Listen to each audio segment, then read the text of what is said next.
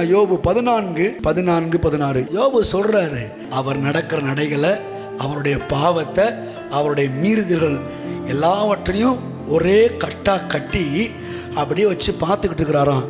இதை வச்சு இவனை என்ன பண்ணுறது, இவ்வளோ அநியாயம் பண்ணுறானே, அக்கிரமம் பண்ணுறானே அப்படின்னு சொல்லி அந்த பாவத்தை நம்ம மறைச்சிடக்கூடாதுன்னு அவர் முத்திரை வேற போட்டு வச்சிருக்கிறாராம். என்ன போட்டு வச்சிருக்கிறாராம்? முத்திரை போட்டு வச்சிருக்கிறாராம். ஏன்னா என்னைக்கா இருந்தாலும் பாடுறா அப்படின்னு எடுத்து காமிச்சு அவனை தண்டிக்கிறதுக்கு கடவுள் என்ன பண்ணியிருக்கிறாராம்? முத்திரை போட்டு வச்சிருக்கிறாருன்னு யோபு சொல்கிறாரு.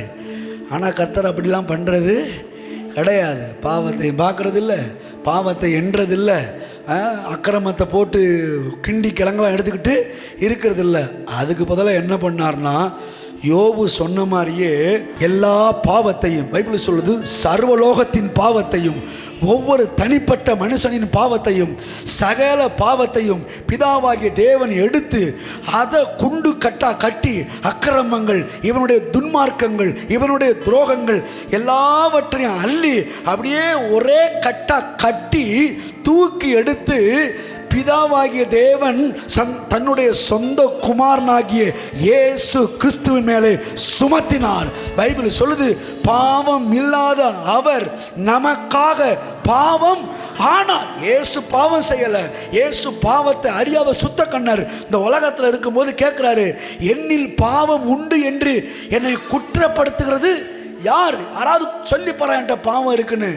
அந்த அளவுக்கு பரிசுத்தமாய் வாழ்ந்தவர் இயேசு கிறிஸ்து. ஆனால் சிலுவையில் நமக்காக பாவமானார்.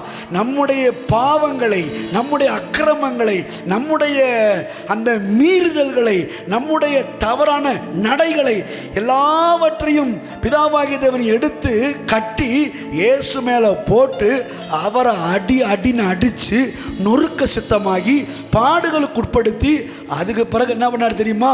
அந்த பாவத்தை சிலுவையின் மேலே வச்சு ஆணி அடித்து அவைகளின் மேல் வெற்றி சிறந்து பாவம் இருந்த இடமே இல்லாதபடிக்கு அதை மாற்றி போட்டு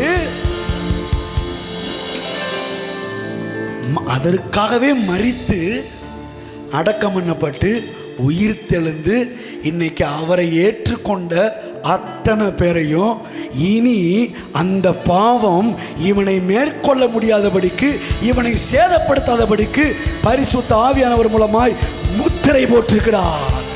ஆண்டவர் பாவத்தை முத்திரை போட்டு பாதுகாத்துக்கிட்டு இல்லை, அந்த பாவம் உங்களை சேதப்படுத்த முடியாதபடிக்கு உங்களை முத்திரை போட்டு பாதுகாத்துக்கிட்டு இருக்கிறாரு. ஹல்லேலூயா.